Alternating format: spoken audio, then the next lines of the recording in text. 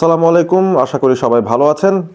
BPL এর match day আরও একটা শেষ হয়ে গেল, ম্যাচ ডে 6, এবং সেখানে 11তম এবং 12তম ম্যাচ আমরা দেখে ফেললাম, যেখানে রংপুর রাইডার্স দিনের শেষ ম্যাচটায় ঢাকা ক্যাপিটালসকে হারিয়ে দিতে সক্ষম হয়েছে মাত্র 5 রানের ব্যবধানে। এবং রিসেন্সি বায়াস থেকে অনেক সময় আপনারা এই ব্যাপারটা ভাবতেই পারেন যে হ্যাঁ, রংপুরের এই ম্যাচটা জেতার পেছনে মুস্তাফিজুর রহমানের শেষ ওভারের ভূমিকাটা দারুণ ছিল। শেষ ওভারে 10 রান প্রয়োজন, সেই জায়গাটায় মুস্তাফিজ সেই রানটা ডিফেন্ড করেছেন। তবে টানা রংপুরের হয়ে দ্বিতীয়বারের মতো প্লেয়ার অফ দ্য ম্যাচ হয়েছেন কে? 40 বছর বয়সী মাহমুদুল্লাহ রিয়াদ, যিনি 2024 সালেই বাংলাদেশ ন্যাশনাল টিম থেকে টি-20 সার্কিটে রিটায়ারমেন্টে চলে গিয়েছিলেন, এবং তারপর এবারের বিপিএল এর অকশনের সময় প্রথম দফায় তার নামটাও কিন্তু ডাকা হয়নি। দ্বিতীয় দফায় রংপুর রাইডার্স মাহমুদুল্লাহ রিয়াদকে দলে ভিড়িয়েছিল 35 লক্ষ টাকায়, এবং মাহমুদুল্লাহ তিনি আসলে ব্যাট করার সেরকম সুযোগ না পেলেও প্রথম ম্যাচটায় সেরকম সুযোগ তাকে পেতে হয়নি। দ্বিতীয় ম্যাচে যখন খেলার সুযোগ পেয়েছিলেন, ব্যাট করার সুযোগ পেয়েছিলেন, 1 বলে 1 রানের একটা ইকুয়েশন ছিল ওই রাজশাহী ওয়ারিয়ার্সের এগেনস্টে, তখন কিন্তু মাহমুদুল্লাহ সেই একটা রান নিতে গিয়ে রান আউট হয়ে গিয়েছিলেন। পরবর্তীতে ম্যাচটা সুপার ওভারে যাওয়ার পর রাজশাহী ওয়ারিয়ার্স সুপার ওভারে ম্যাচটা জিতে যায়। সো ওই ম্যাচটার পর অনেকেই কিন্তু ওই যে 2016 সালে বাংলাদেশ ইন্ডিয়ার বিরুদ্ধে টি-20 ওয়ার্ল্ড কাপে ওই 2 বলে 1 রানের ইকুয়েশনটা মেলাতে পারেনি, সেখানে মুশফিকুর রহিম, মাহমুদুল্লাহ একের পর এক দুজনই বড় শট খেলতে গিয়ে আউট হয়ে গিয়েছিলেন, এবং শেষ বলে শুভগত হোম হার্দিক পান্ডিয়ার বলটায় বলে ব্যাট ছোঁয়াতে পারেননি এবং রান আউটের শিকার হয়েছিলেন। সব মিলিয়ে সেই ম্যাচটা বাংলাদেশ 1 রানে হেরেছিল। সেই ব্যাপারটা বারবার মনে করিয়ে দেন। ফিনিশার মাহমুদুল্লাহর ফিনিশড হওয়ার বিষয়টা নিয়েও অনেকে আলোচনা করেন, যখন 2024 টি-20 ওয়ার্ল্ড কাপে আফগানিস্তানের সঙ্গে ম্যাচটার কথা অনেকে স্মরণ করেন, যেখানে মাহমুদুল্লাহ রিয়াদ এক প্রান্তে দাঁড়িয়েছিলেন এবং বাংলাদেশের একটা সার্টেন নাম্বার অফ ওভার্সের মধ্যে ম্যাচটা যদি তারা জিততে পারতো, সেই ক্ষেত্রেও তাদের সেমিফাইনাল যাওয়ার একটা সুযোগ ছিল। সেই সুযোগটা বাংলাদেশ নেয়নি। সেই জায়গাটায় উল্টো তারা স্বাভাবিকভাবে ম্যাচটা জেতার চেষ্টা করেও সেই ম্যাচটা কিন্তু শেষ পর্যন্ত হেরে যায়, এবং সেখানেও মাহমুদুল্লাহকেই অনেকে কাঠগড়ায় দাঁড় করিয়েছিলেন। তারপর মাহমুদুল্লাহ বেশি দিন আর খেলেননি। তিনি 2024-এর শেষ ভাগে ইন্ডিয়ার সঙ্গে বাংলাদেশের যেই টি-20 সিরিজ হয়েছিল ইন্ডিয়ার মাটিতে, সেই সিরিজটা দিয়েই তিনি অবসরের ঘোষণাটা দিয়ে দেন। তারপর থেকে মাহমুদুল্লাহকে শুধুমাত্র আমরা ডিপিএল কিংবা বিপিএলেই দেখছি।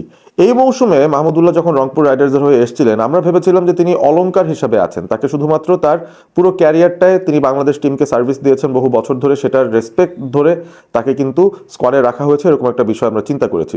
তিনি যে এই দলটার এত ইম্পর্টেন্ট একজন কম্পোনেন্ট হবেন, সেই বিষয়টা নিয়ে কিন্তু আমরা কেউ এতটাও গভীরভাবে চিন্তা করিনি। তিনি যে তাদের মানে প্ল্যানিংয়ের একটা মূল অংশ হবেন, সেটাও কিন্তু আমরা বুঝতে পারিনি। তবে যত যাই বলেন না কেন, মাহমুদুল্লাহ রিয়াদ রংপুর রাইডার্সের শেষ দুটো জয়ে প্লেয়ার অফ দ্য ম্যাচ হয়েছেন টানা, এবং এই দুটো ম্যাচে মাহমুদুল্লাহর পারফরমেন্সগুলো এমনই ছিল, সেটা একটু বিস্তারিত যদি আমরা যাই তখনই আমরা বুঝতে পারবো যে একজন প্রপার ফিনিশারের যেই ধরনের দায়িত্ব পালন করতে হয়, মাহমুদুল্লাহ কিন্তু সেই দায়িত্বটাই পালন করেছেন টানা দুটো ম্যাচে, এবং সে কারণেই অন্যান্য ভালো পারফরমেন্স ছাপিয়েও মাহমুদুল্লাহকেই কিন্তু বারবার প্লেয়ার অফ দ্য ম্যাচের প্রেজেন্টেশনটা দেওয়া হচ্ছে। অর্থাৎ তিনি টানা দুটো ম্যাচে ম্যাচের সেরা খেলোয়াড় হয়েছেন, রংপুরকে ম্যাচ জিতিয়ে। আজকের দিনে কেন এই বিষয়টা নিয়ে কথা বলছি তার একটা বিশেষ কারণ আছে। আজকে হচ্ছে জানুয়ারির 4 তারিখ, এবং আজকেই বাংলাদেশ ক্রিকেট বোর্ড অফিসিয়ালি বিশ্বকাপের জন্য বাংলাদেশের 15 সদস্যের যে স্কোয়াড আছে সেটা অফিসিয়ালি ঘোষণা করেছে আজকে সকালবেলায় প্রেস রিলিজের মাধ্যমে। সো ওই স্কোয়াডটার মধ্যে তেমন কোনো আহামরি পরিবর্তন আমরা দেখিনি। বাংলাদেশ এই পুরো বছরটা ধরেই যেই সব খেলোয়াড়দের ক্যারি করে নিয়ে গেছে তাদেরকে কিন্তু সাথে রেখেছে। একটাই মাত্র ব্যাপার রয়েছে, সেখানে জাকের আলী অনিক, তাকে অমিট করা হয়েছে এই স্কোয়াড থেকে, অর্থাৎ টি-20 বিশ্বকাপের স্কোয়াডে জাকের আলী অনিক নেই। এছাড়া 15 সদস্যের স্কোয়াডের মধ্যে এমন কোনো সারপ্রাইজ এলিমেন্টও নেই। আলিসাল ইসলাম দলে ঢুকে পড়েছেন, রিপন মণ্ডল দলে ঢুকে পড়েছেন, কিংবা সাব্বির রুম্মন দলে ঢুকে গেছেন, কিংবা সৌম্য সরকার ঢুকে গেছেন, শান্ত ঢুকে গেছেন, এইসব ব্যাপার আর ঘটেনি। স্বাভাবিক যেই লাইন আপটা ছিল, স্বাভাবিক যে স্কোয়াডটা ছিল, যেখানে শরীফুল, তানজিম সাকিব, মুস্তাফিজুর রহমান, তাসকিন আহমেদ, সাইফুদ্দিন, তারাই পেস বোলার হিসেবে সুযোগ পেয়েছেন। রিশাদ, শেখ মেহেদি, আর সাথে হচ্ছে আপনার আরও একজন স্পিন বোলার নাসুম, তারাই স্পিনার হিসেবে সুযোগ পেয়েছেন, এবং টপ অফ দ্য অর্ডারে ওই সাইফ, লিটন, তানজিদ তামিম, পারভেজ ইমন, মিডল অর্ডারে তাওহিদ হৃদয় এবং নুরুল হাসান সোহান। এই লাইন আপটা নিয়েই বাংলাদেশ মূলত তাদের 15 সদস্যের স্কোয়াড সাজিয়েছে। সো এই জায়গাটার মধ্যে শামীম পাটোয়ারিও আছেন সেই স্কোয়াডটার মধ্যে অবশ্যই। So that makes the 15। এখন এই স্কোয়াডের ভেতরে আপনি যদি খেয়াল করে দেখেন, বাংলাদেশের ফিনিশার হিসেবে যে 3জনকে সাধারণত আমরা থাকতে দেখেছি এই পুরো বছরটায়, জাকের আলী অনিক, নুরুল হাসান সোহান, শামীম হোসেন পাটোয়ারি, এর মধ্যে জাকির বাদ গেছেন, নুরুল হাসান সোহান এবং শামীম হোসেন পাটোয়ারি আমাদের ডেজিগনেটেড ফিনিশার্স। এই টি-20 স্কোয়াডটার ভেতরে। এবং আপনি যদি সাইফুদ্দিনকে এখানে রাখতে চান, যদিও সাইফুদ্দিন প্রতিটা ম্যাচে সুযোগ পাবেন কিনা আমরা জানি না, তাকে তো অন অ্যান্ড অফ রাখা হয়। তানজিম সাকিব থাকেন, নাসুম থাকেন, রিশাদ থাকেন, তারাই হয়তো ওই 5, 6, 7 পরে তাদের সেই রোলটা থাকে সেই জায়গাটায়।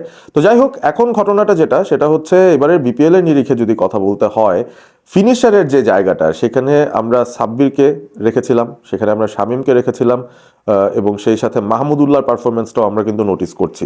আপনারা থাম্বনেইলটা দেখলেই বুঝতে পারবেন আমি আসলে যে ব্যাপারটা বলছি সেটা মোটেও হাসির কিছু না, আমি কিন্তু সিরিয়াসলি বলছি বিষয়টা। 2024 সালে ইন্ডিয়ার সাথে রিটায়ার করার পরও এখনো যদি বলা হয় বাংলাদেশের ক্রিকেটে এই মুহূর্তে সেরা ফিনিশারটা কে, আপনি মাহমুদুল্লাহ সেই দুঃসহ স্মৃতিগুলো মনে করিয়ে দিতে পারেন।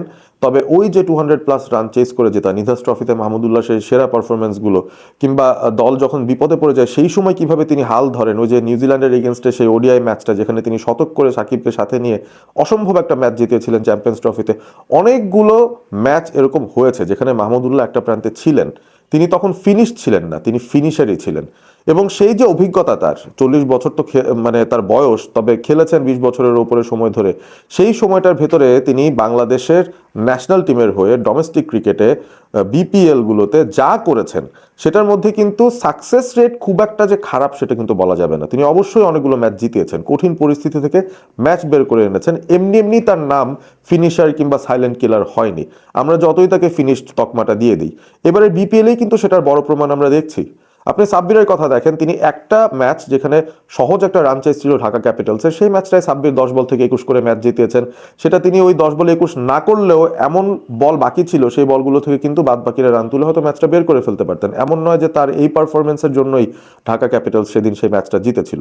আপনি আরও একটা সিচুয়েশন চিন্তা করেন, শামীম হোসেন পাটোয়ারি যে ম্যাচটাতে 53 বল থেকে 81 রানের একটা দুর্দমনীয় ইনিংস খেলেছিলেন, সেই ম্যাচটা কি ঢাকা জিততে পেরেছিল? তিনি ফিনিশ করার চেষ্টা করেছেন, কিন্তু তারপরেও কিন্তু 6 রানে তার দলকে হারতে হয়। সুতরাং সাকসেস পাচ্ছেন না তিনি, ফিনিশ করার ক্ষেত্রে ইন্ডিভিজুয়াল পারফরমেন্স দেখানোর চেষ্টা করেছেন, কিন্তু দলকে কিন্তু জিতিয়ে বের হয়ে আসতে পারেননি।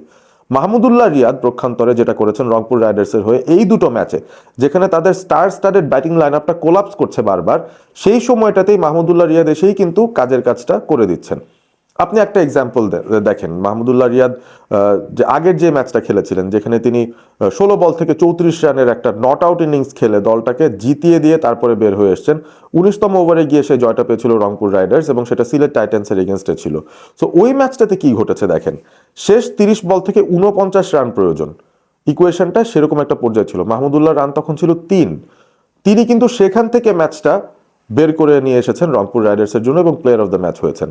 আজকের ম্যাচটার কথা চিন্তা করেন, রংপুর আজকে আগে ব্যাট করেছিল, 10 ওভারে তাদের রান ছিল 49, মাহমুদুল্লাহ যখন ব্যাট করতে নেমেছিলেন সেই সময় ষষ্ঠ ওভারের খেলা চলছে, রংপুরের 3 উইকেট পড়ে গেছে এবং তাদের রানটা মাত্র 30।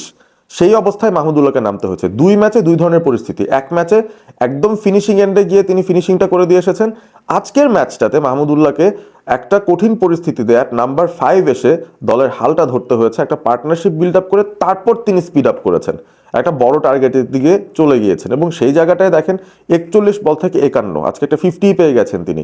তার ইনিংসটাই ছিল ভিত এবং তার আশপাশ দিয়ে খুশদিল শাহ একটা দারুণ 38 রানসের একটা নক খেলেছেন খুব কম বল খরচ করে এবং সেটাও একটা বিরাট ইম্প্যাক্ট রেখেছিল রংপুরের জন্য, কারণ প্রথম 10 ওভারে যে দলটা মাত্র 49 করে, শেষ 10 ওভারে কিন্তু তারা 106 রান অ্যাড করেছে এবং সেখানে দারুণ একটা পারফরমেন্স দিয়েছিলেন মাহমুদুল্লাহ রিয়াদ।